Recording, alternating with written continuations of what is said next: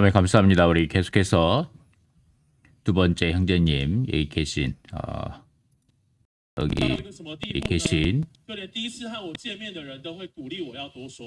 자, 이 형제님에 대한 간증의 말씀을 한번 들어보도록 하겠습니다. 이 형제님도 상당히 젊은 형제님 같은데 이름은 린청웨이 형제님입니다. 56집회소 형제님입니다. 제가 고등학생이었을 때 봉사자 형제님이 저와 교통하시면서 제가 목양하는 일과 집회에서 함께 동역하며 패있다. 그러니까 함께 서로 어울려져 기능을 발휘하며 동역하기를 원하셨습니다. 하지만 당시에 저는 아무것도 할 줄 몰랐고 성격 또한 말하는 것을 전혀 좋아하지 않는 사람이었습니다. 어느 정도냐 하면 저와 처음 만나는 사람마다 저에게 제발 말 좀 많이 하라고 격려할 정도였습니다. 그런 제가 도대체 어떻게 동역을 할 수 있었겠습니까? 그러나 어느 날 제 고등학교 선생님께서 저에게 하셨던 말씀이 기억났습니다. 내가 할 줄 모른다. 할 줄 모른다고 내가 할 줄 모를 때 할 줄 모른다고 말하지 말고 제가 가서 배우겠습니다. 라고 말해라. 고등학교 선생님이 이렇게 좋은 말씀하셨네요. 내가 할 줄 모를 때 할 줄 모른다고 말하지 말고 제가 가서 배우겠습니다. 라고 말해라. 다음에 또 찬송가 중에 이런 후렴구를 자주 불렀습니다. 주님, 우리가 다시 자신을 드립니다. 아멘. 평생 당신의 훈련하시는 손길 아래 있겠습니다. 그때 저는 내 평생을 주님의 손 아래서 배울 수 있다면 그것은 참으로 얼마나 멋진 일일까라고 생각했습니다. 그래서 저는 주님께 마음의 소원을 서원해 드렸습니다. 비록 지금은 제가 아무것도 할 줄 모르지만 제 평생을 당신의 훈련하시는 손길에 맡겨드리겠다고 말입니다. 그때부터 저를 실행하기 시작했습니다.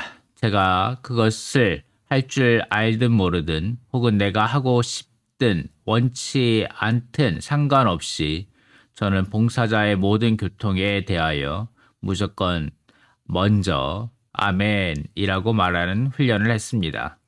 먼저 아멘을 하고 난 뒤에야 비로소 가르침을 청하거나 내가 이것을 어떻게 해야 하는지 주님께 기도로 물었습니다. 기억하시다시피 저는 말줄변이 없고 말하기를 싫어하는 사람이었습니다. 그래서 저는 자신을 쳐서 복종시키며 억지로라도 훈련했습니다.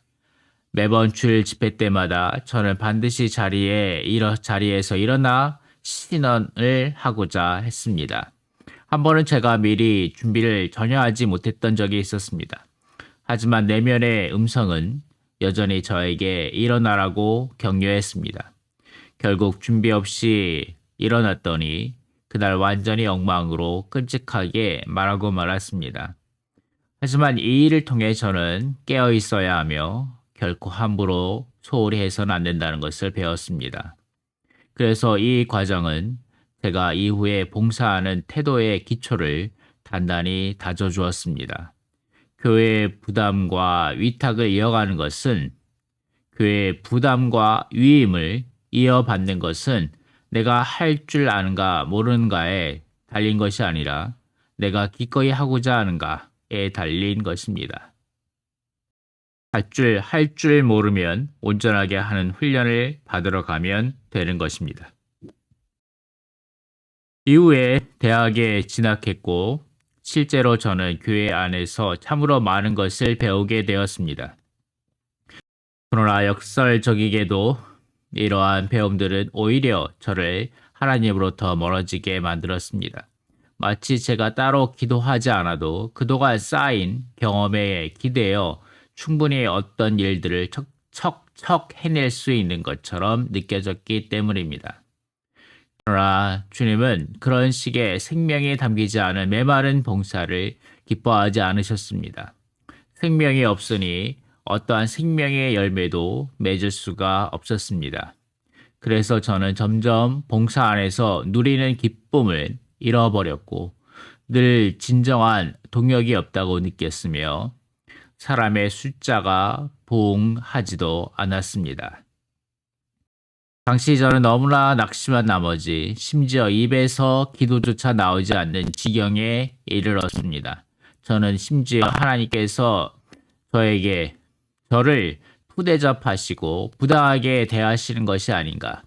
왜 내가 온 마음과 힘을 다해 드렸는데도 고작 이런 결과밖에 얻지 못하는가 라며 원망 섞인 생각까지 했습니다. 그러나 하나님의 긍휼에 감사드립니다. 주님은 저를 포기하지 않으셨습니다. 주님께서는 이번 특별 집회를 통해 저에게 다시 말씀해 주셨습니다. 아멘, 제 안에 빛 주어 주시기를.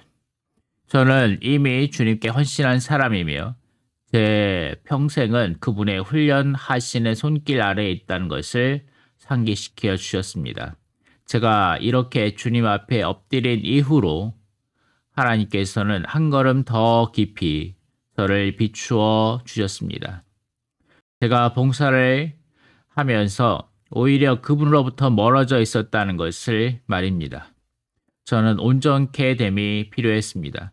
저는 제 타고난 재능과 역량을 가지고 그분을 섬겼던 것입니다.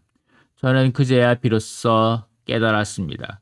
온전하게 된다는 것은 내가 무언가를 새로이 배워서 마스터하는 것에 있는 것이 아니라 끊임없이 자신을 쏟아내어 비워내고 끊임없이 그분 앞에서 다시 신선하게 채워져야 하는 것임을 말입니다. 아멘. 그래서 저는 지속해서 모든 지극히 작은 일에서조차 주님께 자리를 내어드리고자 합니다. 주님께서 온전한 주권을 가지시도록 말입니다.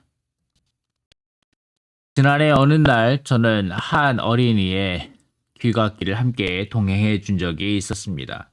그 아이는 우리 소지역 모임에 아주 오랫동안 나왔지만 아직 침례를 받지 않은 아이였습니다.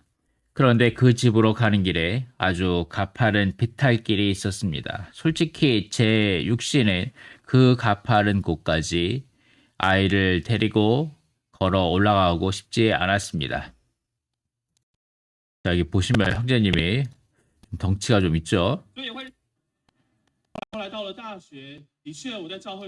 그래서 약간만 걸어도 땀이 많이 나는 그런 체질일 것 같아요.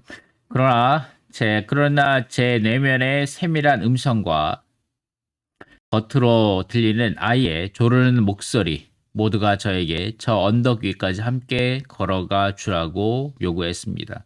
그래서 저는 순종하기를 실행했습니다. 주님께 감사드립니다. 제가 순종하자마자 주님께서는 제 속에서 세밀한 인도를 주셨고 아이와 대화를 나누며 친밀하게 이야기를 이어가다가 자연스럽게 침례에 관한 화제에 이르게 되었습니다.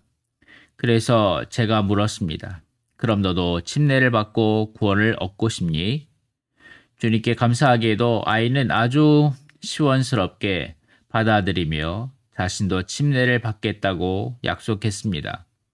그리고 지나간 어제는 그 아이가 자신의 학교 친구를 직접 초청하여 우리 성도들과 함께 즐거운 섞임의 시간을 가지기도 했습니다. 주님께서 우리의 작은 헌신을 기억해 주심에 감사드립니다. 온전하게 되는 것은 일평생에 걸친 여정입니다. 저는 여전히 제 자신을 더 비워내야 하며 다시금 그분 앞에 나아가 온전히 채워져야 합니다. 주님께서 우리 모두의 일생을 그분의 훈련하시는 손길 위에 올려놓아 주시기를 구합니다. 아멘. 감사합니다. 젊은 형제이지만 간증의 내용이 상당히 깊죠. 아멘. 심지어 여기 타고난 재능과 역량으로 그분을 섬겼다는 것을 깨닫고 그분의 생명이 없는 봉사를 하였다는 것.